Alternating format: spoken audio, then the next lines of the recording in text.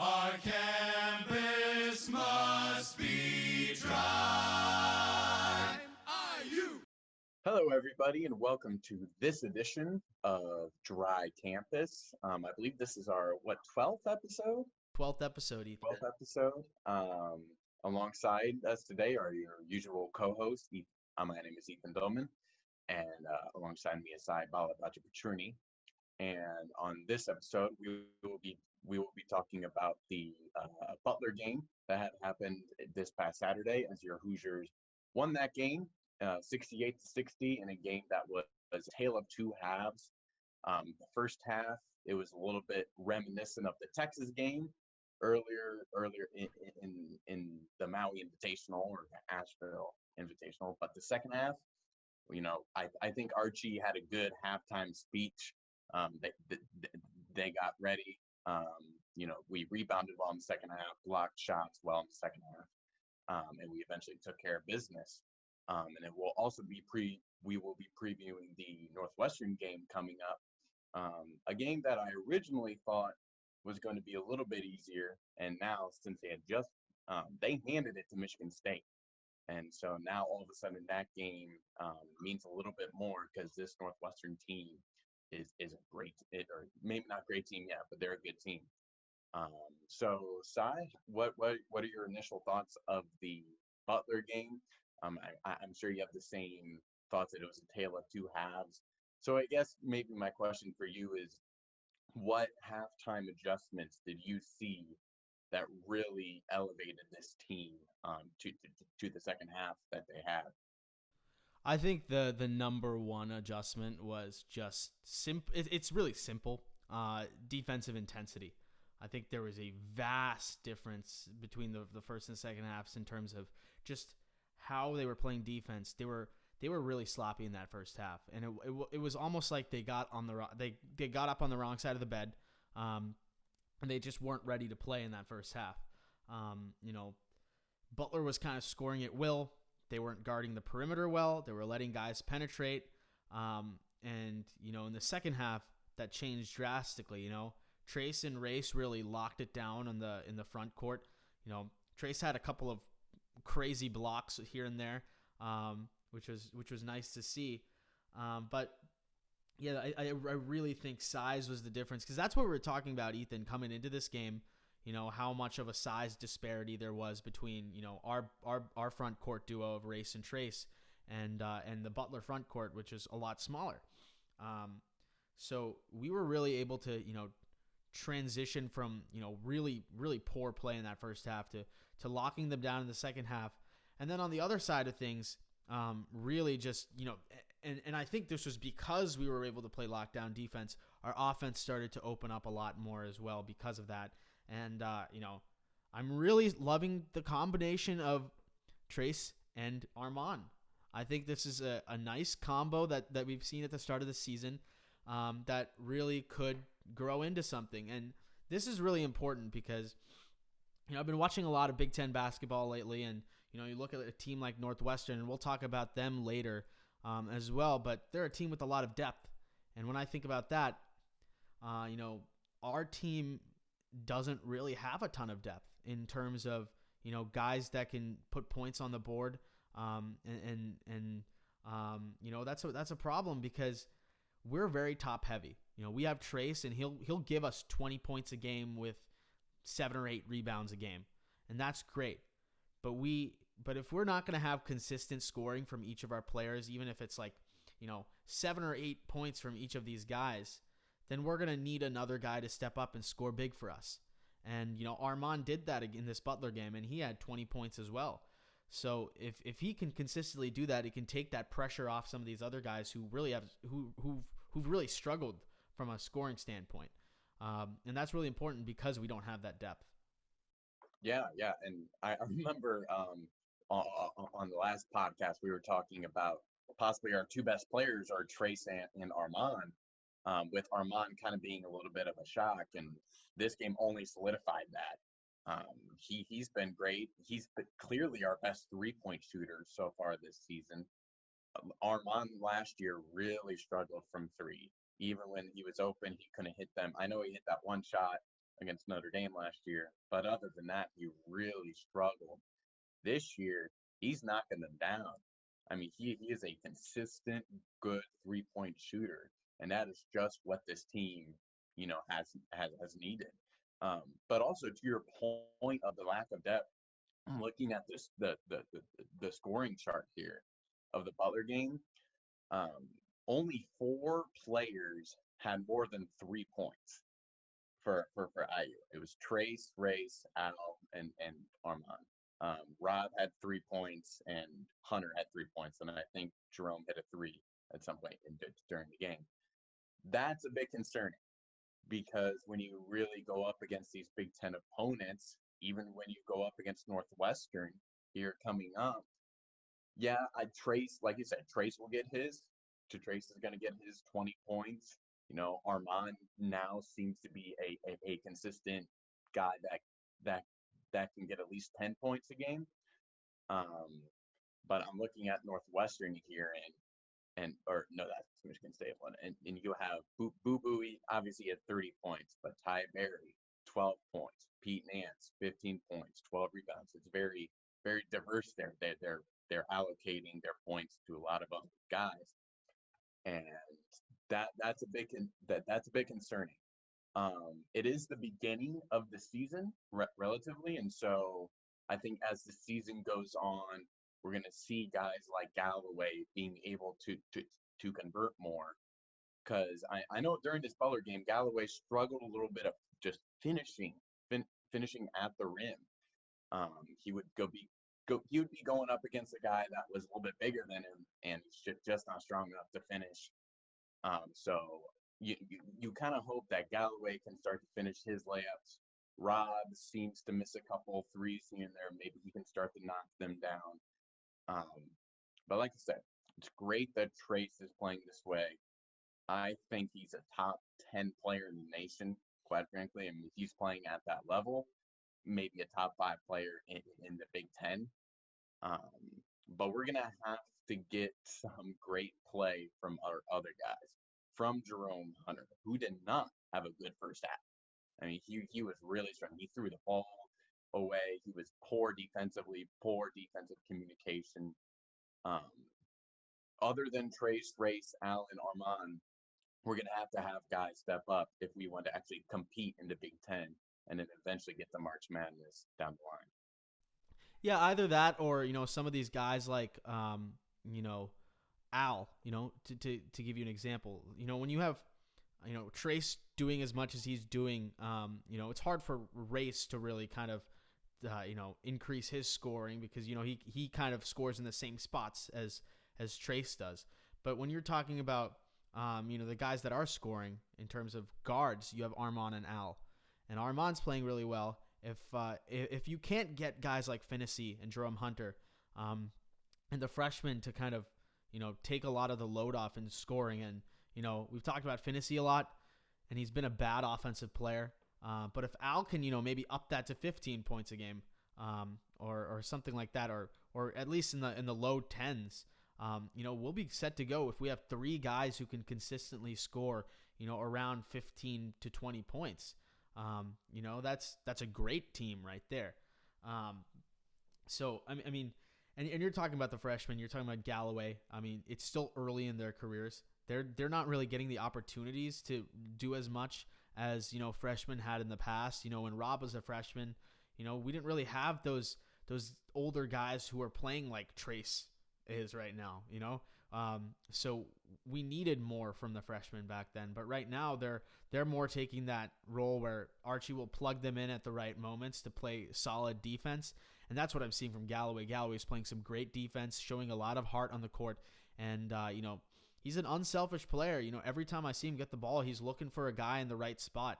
And that's a great quality you want to see. But then again, you have to know when to pass and facilitate and when to score yourself. And it's important, having that distinction, because you can't be too selfish of a player, but you can't be too unselfish of a player either. You have to pick your spots and, understand what the defense is giving you and what you should do in that right moment. And that's a learning curve that he'll get. One thing I'm really happy about though is, just the type of minutes Galloway was getting against Butler. He was getting significant minutes, significant playing time, to really get some more experience. So I'm really happy with that. But moving forward to the Northwestern game, because I think at the end of the day, defense and was really the big difference in the Butler game. But moving forward to the Northwestern game, we talked about depth, and I just wanted to kind of outline something for you here, Ethan. Northwestern scoring has been incredibly evenly spread. They've got 5 players who are averaging over 10 points a game, which is significant. That's tough to come by. So they have a lot of depth. It's not like one guy's really taking over. I know Boo Buie is really good. Had 30 points in that Michigan State game, but they're getting quality minutes and quality scoring from all of their players, and that just shows the amount of depth they have. And so, and I was watching, the Michigan State game, and one of the things that I noticed about this team is that kind of, in some ways, sometimes differs from what I see from the Indiana team, is just the level of ball movement. They're constantly moving the ball to find guys in the right spot. And the other thing I notice is guys are always running, moving off ball to kind of create space, create openings for a pass, open up those passing lanes. Boo Buie's really good at penetrating, collapsing that defense, finding open guys, and no one's just watching the action unfold. They're trying to move off ball and make a difference. So that's the number one thing I see from this team is they might not have a clear star in terms of take the shot at the end of the game. Again, Boo Buie might be that kind of guy, but we don't know yet. It's too early in the season to kind of tell, but they play a lot of great team basketball. Yeah, and that's what college basketball is all about. If once you get to the NBA, and you have your stars like Harden and KD and Steph, they're good enough to play ISO, and they can make shots. College, that's not the case. It's very rarely that you can have a player that is so good that he can just play ISO and win you the game. And I even remember playing basketball in grade school, middle school, and it's, simple rules of basketball. You pass and you move away from where you pass from, right? So if I pass left, I move right, screen right, whatever. You always have to move without the ball, because if you're not moving without the ball, then the person with the ball can't pass it to you. And then from there, the whole offensive sequence just gets broken. And Northwestern has struggled in the past years, but there's one thing about Northwestern is that they play good team basketball, right? They do the fundamentals well. They're constantly moving. I forget the name of the coach off my head, but he's been there for a while, and he has his players ready to play. That they're always moving off the ball, like you said, and there's usually not one guy. Of course, during the Michigan State game, they had Boo Buie who went off for them, and that's going to happen every once in a while. But essentially, talking about how Northwestern really moves the ball well, moves off the ball well, Indiana needs to replicate that if we want to be good. Trace is our guy, and there's no excuse to not get the ball to Trace. But, once Rob or Armand or Al gets the ball inside the Trace, they need to move. They need to make a screen maybe on the top of the key or something just to get themselves open or another guy open. And there is one encouraging sign that I did see from the Butler game is our guys know how to assist the basketball. Trey Galloway actually led us in assists with 5, but then Rob has had 3, Armand had 3, Al had 4, and Race had 3. That's a great distribution of passing the ball. And thing is, I would like to see Rob, kind of our main point guard, have more assists. I would say at least 5. But that is an encouraging sign that it's not because we don't have the players to do the ISO ball for sure. I don't see Rob or Armand you dribbling on one guy and doing a fadeaway three or whatever. That's not our game, obviously. So it's almost like if I were Archie, I would put on the game film for Michigan State Northwestern, not only to game plan for Northwestern to see what are their strengths, what are their weaknesses, but also be like, hey, they play great team basketball, especially on the offensive end. We need to replicate that because our defense, and we do have some defensive slumps, but overall, we have a great defense. Um, guard guard play on the defensive end is great. They're like glue on the guys for the most part. There were a couple lapses in the first half of that Butler game. And then down low, when Trace and Race are on it defensively, I mean, they are hard to score on. They're blocking shots. They're going straight up, and they don't really foul a lot either, which is really nice thing to have considering our depth. We can't have Trace and Race really get into foul trouble. Um, so yeah, I think I hope Archie does kind of point that out when they're game planning against Northwestern. Defense leads to offense. We'll play solid defense, right? But we need to move the ball offensively, move away from where you've passed from. And ultimately, with this team, you got to hit some shots, right? Armand, he's been great so far. You got to be consistent. Rob, you got to start to hit a little bit more threes. Jerome, Trace, as good as he is, he'll miss a couple of bunnies here and there. We got to just convert when we need to, because another thing about Northwestern, what I saw, they only allowed 65 points to a fourth-ranked Michigan State team, coached by Tom Izzo, who definitely gets his guys ready to play every single game. So it'll be a tough task. I was not expecting Northwestern to be this tough of a task, but it's the Big Ten, and it'll be a good way to start the Big Ten, starting against Northwestern. Yeah, and then I think you hit the nail on the head right there. I mean, there are no nights off in the Big Ten. This kind of just shows that every team is pretty solid, even the ones that we kind of thought of as those low tier Big Ten teams, which Northwestern we thought was. But you talked about shooting and how we need to kind of be a lot better in that department, and I think we're slowly, gradually getting better. I think Armand takes a lot of pressure off of that because he's been able to consistently hit threes. But one thing that I noticed about Northwestern that is pretty significant is the disparity between our three-point shooting percentage and their three-point shooting percentage. They're making 43.5% of their three-point shots.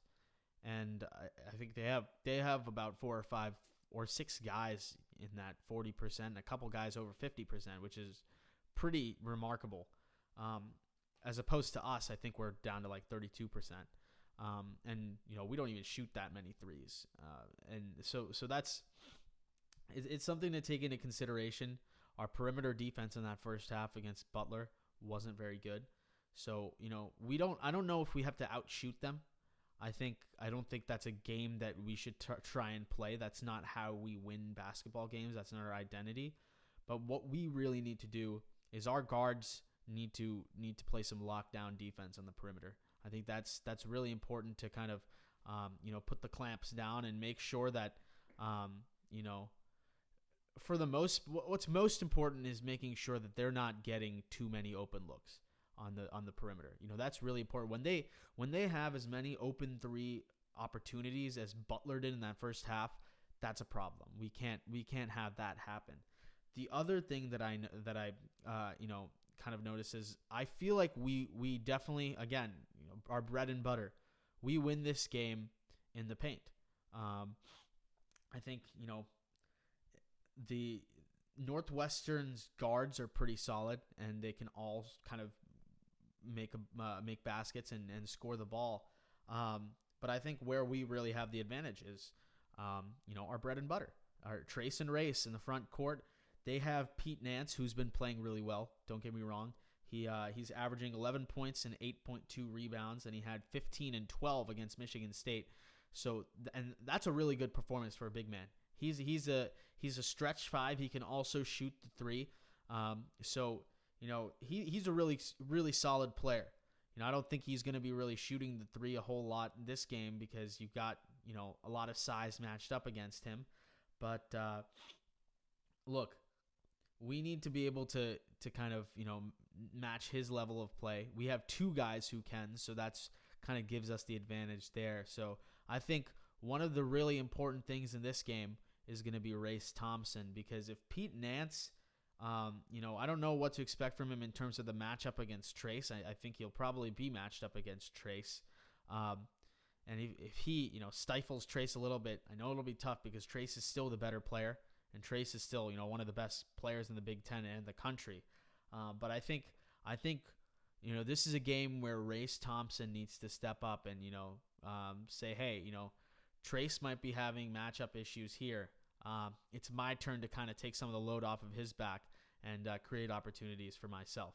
So the paint is really where I believe that we will need to win this game. In addition to that, playing solid perimeter defense. Yeah, and one thing I did notice when watching the highlights of the Northwestern Michigan State game is that what Northwestern did on the defensive end was they just sort of clapped in the middle to make sure Michigan State never got much penetration. And they said that they just dared them to shoot. And they're like, I mean, if you outshoot us, then I guess you won this game. But they dared Michigan State to shoot. They didn't make enough shots, and Northwestern won the game.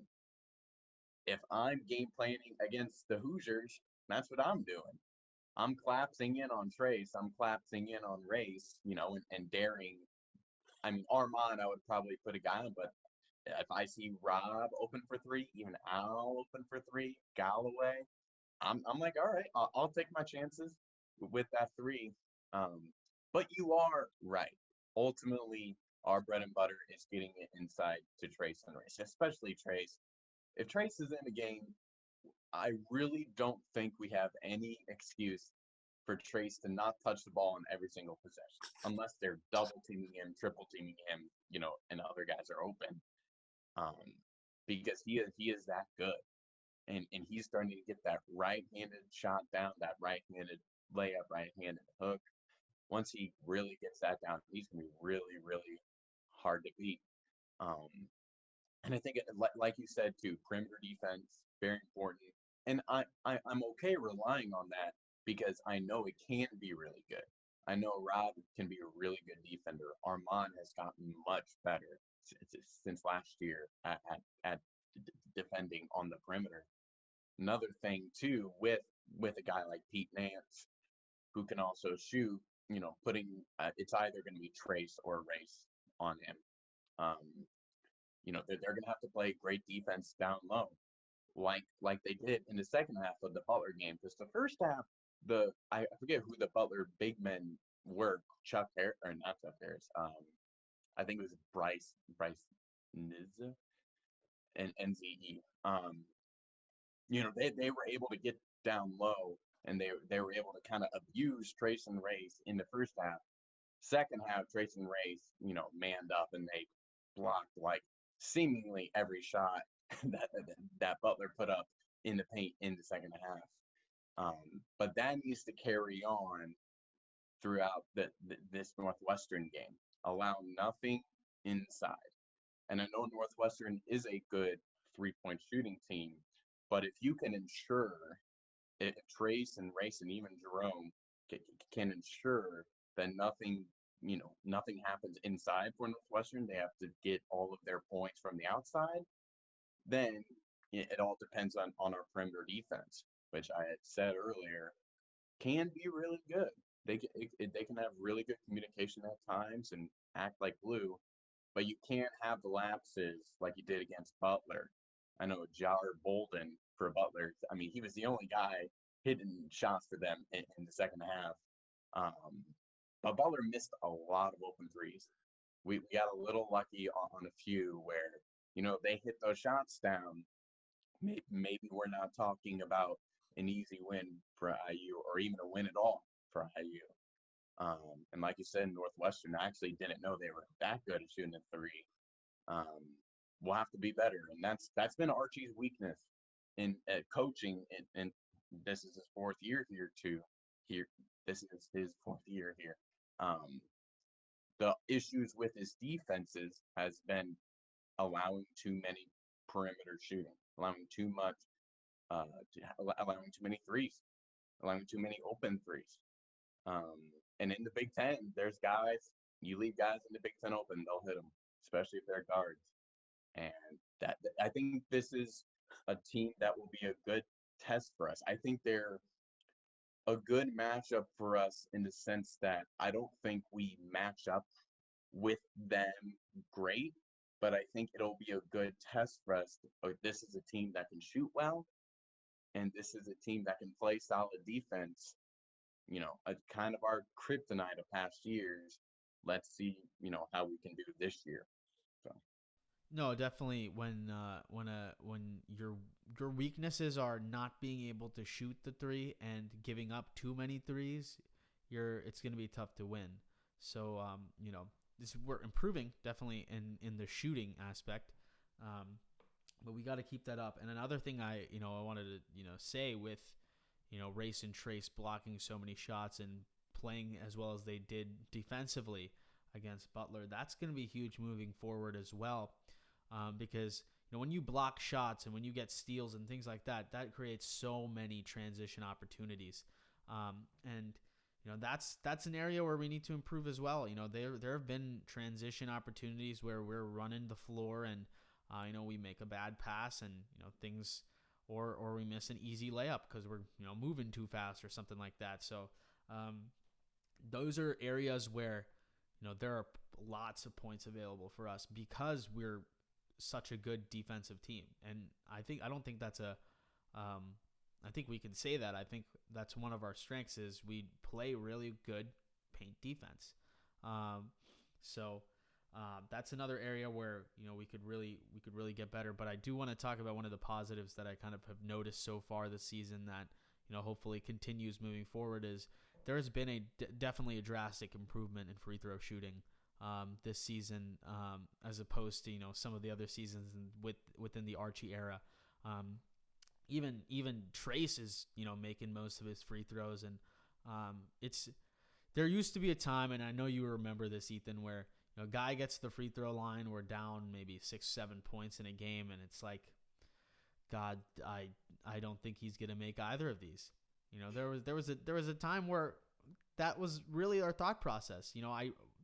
I was nervous that they were even gonna make one. I was pleading in front of my television, just please make at least one of these two. That should never be, what you ask for as a fan. You should expect them to make both of them, and if they don't, they don't. And if they make one of two, great. But, it's been a great improvement where we've been making a lot more of our free throws as opposed to previous seasons, which is definitely a step in the right direction. yeah, and this is a team I think that should be a good free throw shooting team because even our big men, Trace and Race, they're like nimble and fast big men. They're not your Joey Brunk or your Deron Davis that are just, big old boys down there, pounding. Trace is, yeah, 6'10", 6'11", but he can also run the court. And he has a bit of a shot. Race can shoot some threes here and there too. Um, so this is a team that, and they have to be good at the free throw line because this is an offense that it's never going to be fantastic. And I think we have to, acknowledge that. But hitting your free throws is going to take you a long way. And I also want to point out, going back to the transition, again, this team has the potential to be a great transition team, a defense leading to offense team. Because, again, guys like Trace and Race, who are our big men, they can run the floor. They're fast big men, and they're great at blocking shots too. The main thing that this team has to think about when they're in transition is controlled intensity. you have to be intense and push the ball because you want to get the best opportunity to score, which is when there's less defenders down on the other end of the court. But also you have to be controlled. I know there was a couple times Al, and he's done this all 4 years he's been at IU, where he'll just get a little bit out of control and make a bad pass or throw it out of bounds or miss the layup, whatever. Controlled intensity on those transitions, that's going to be very important. One more thing, too. I don't know what a block or a charge is anymore. I mean, it was like every single time we would drive into the paint and a Butler guy was there, whether he was moving or not, they called it a charge. And it used to be like a couple years ago that everything was a block and you couldn't even buy a charge ever. And now I guess it's flipped and you can be moving and flailing, whatever, and still get the charge call. That there were a couple of charge calls were that were horrible calls. I mean, they were objectively wrong calls. Yeah, I mean, it's the story of Big Ten refs, Ethan. In whether it's football, whether it's basketball, they're really good at making horrendous calls. I don't know what they're doing. I think the Big Ten needs to invest in better refs across the board because, look, I don't know if the refs in the Butler game were Big Ten refs particularly. I'm not sure because it's a non-conference game, but those were some terrible calls on those charges where some of them were vividly clear flops. There were some laughable flops in there, and they called it against us. And then they do the same thing on us and they call it in the other direction. They call it a block when they do it. So it's so sad. But it is what it is. You'll have those calls throughout the game at certain points. And it's kind of sometimes they'll go our way, sometimes they won't. It felt like most of the time it wasn't going our way, but you can only control so much from a player standpoint. You just kind of got to do your thing out there. But wanted to get your final thoughts, Ethan, and a prediction on this Northwestern game coming up. Yeah, I think, quite frankly, it is a barn burner. It's very close. I do believe that we will win. I think Trace, we have the best player on the floor. We have Trace. However, if we want to win, our guards need to not necessarily, completely step up, just play at a consistent level. Armand, he's been playing great. You got to continue it here in Big Ten play. Last year, and I know he was a freshman, he shined in the non-conference, and then once the Big Ten came around, he kind of shied away from the competition. But I think this is a whole new Armand Franklin. He's got much better threat. He's the most improved player, and I really don't think it's close for this IU team. He needs to play consistently. Armand, or not Armand, Al, you're a senior at this point, and he's been playing fine. He's been playing good. But the Big Ten is a whole other thing compared to non-conference, and Al has been there, done that. He's played in the most games of anybody on this roster in the Big Ten, and so Al needs to be that leader on the court when he's on the court because he's been there, done that. But I do think we win. I think both of our big men, Trace and Race, have good games. I think Trace will get his usual, anywhere from 18 to 24 points, anywhere from 6 to 9 rebounds.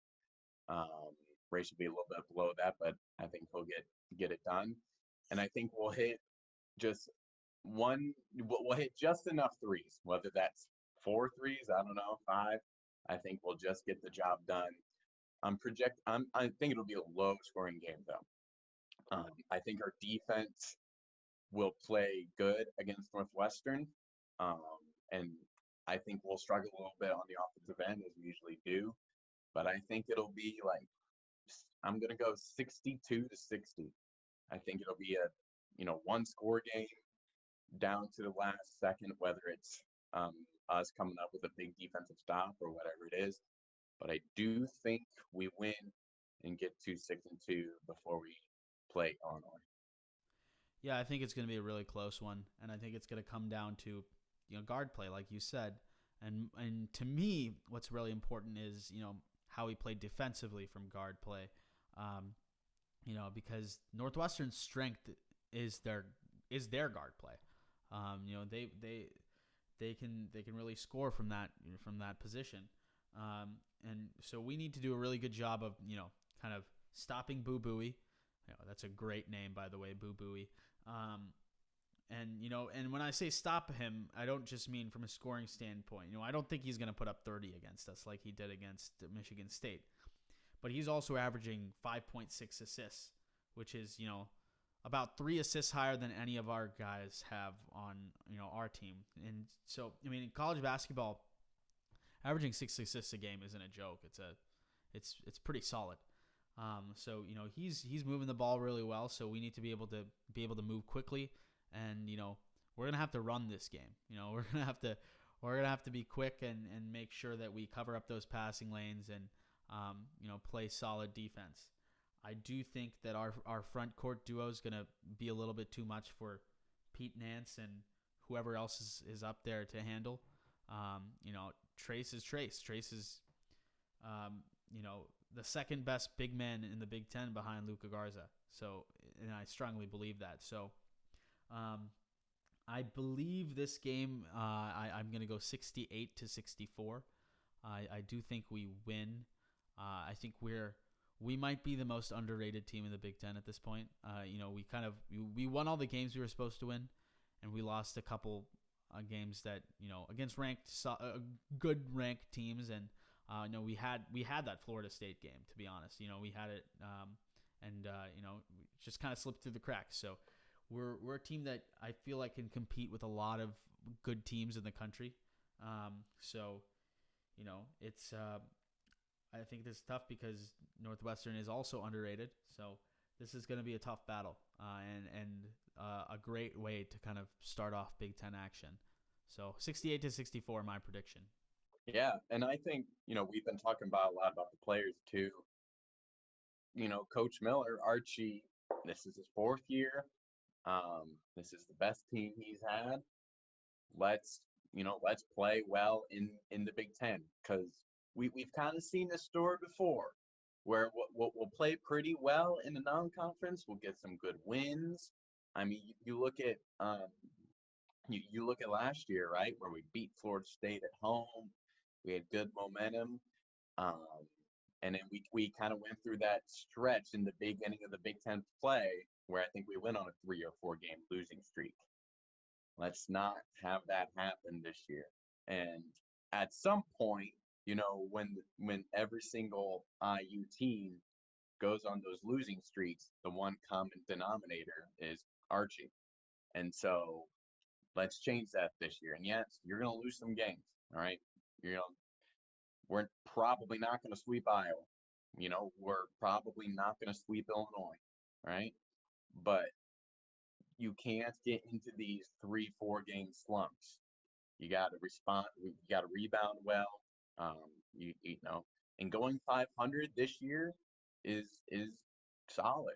And I think for this team, I think I would like the bare minimum to be 500 in the Big Ten, which would be 10 wins, 10 losses. If we could get better than that, maybe 11-9, 12-8, that'd be great.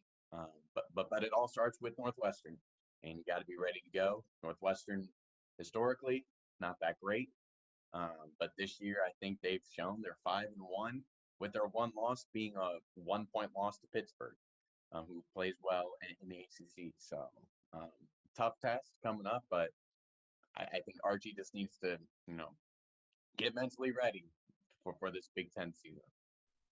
No, absolutely. And I think it's one of those games where we're not playing like a crazy good team yet. We can kind of get our feet wet, but it's not a Nebraska. It's not a team that you can kind of roll over.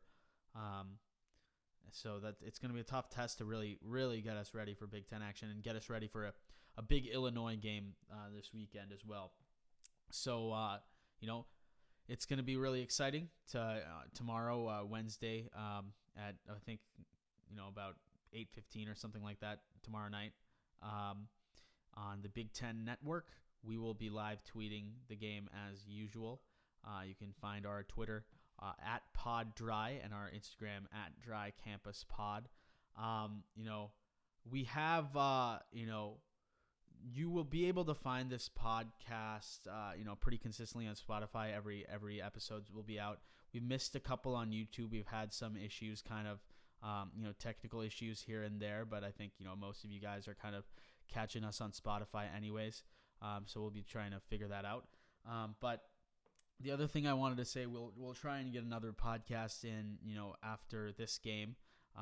Maybe after Illinois. We'll try and see it as we got Christmas Eve and Christmas coming up, these next few days. So we'll try and figure out our schedule, and we'll let you guys know on our social media. But we will have another football podcast next week, just voicing our grievances. I wanted to say this to you, Ethan. I had a really tough football weekend as a whole.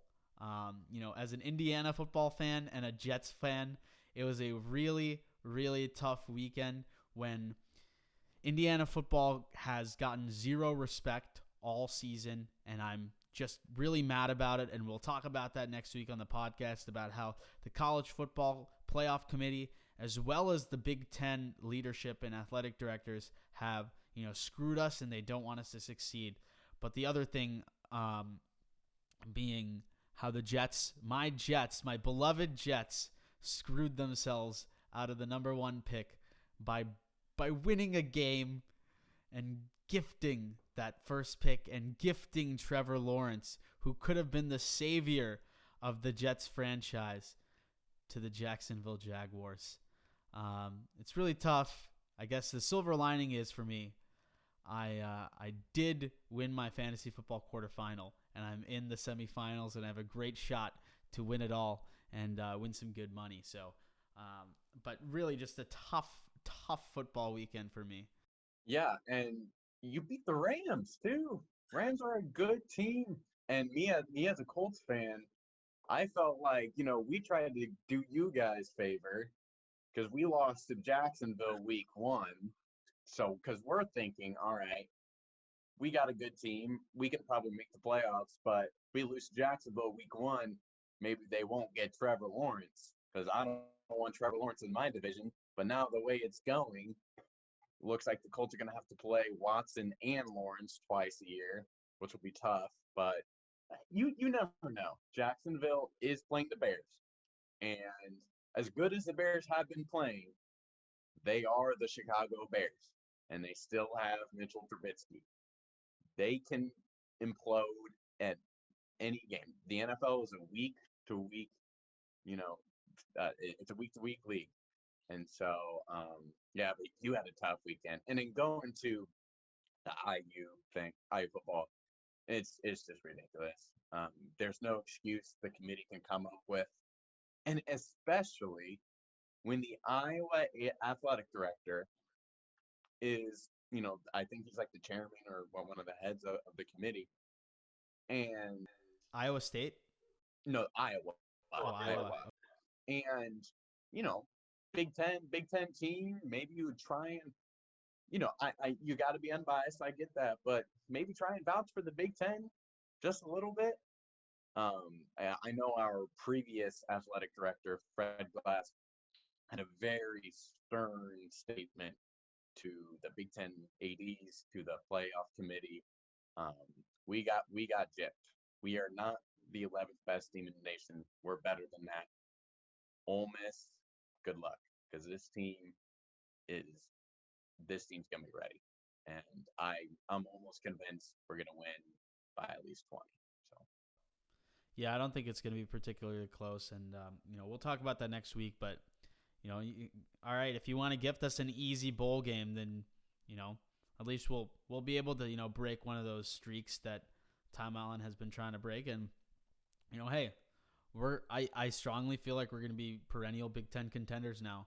And watch out next year, Ohio State, because if you're gonna, screw us like that, if all the Big Ten ADs are gonna kind of, take away every opportunity we have, in trying to negate our success, then we'll just show it on the field next year. Yeah, that's kind of where I'm at with that, and we'll talk more about the Ole Miss game. It's hard to. I know it's a bowl game, and obviously we're excited for that, but come on, the Outback Bowl. I mean, it is what it is. It is better than a Gator Bowl. So we're taking steps, but we should have been in the Fiesta. We should be beating Oregon, but nonetheless, next year, I know we'll be ready too. So yeah, and we'll be able to play a full season and really show what we're able to do. I know COVID and number of games played, had a big impact on a lot of things this year. No excuse for the CFP. They're a bunch of crooks in my mind either way.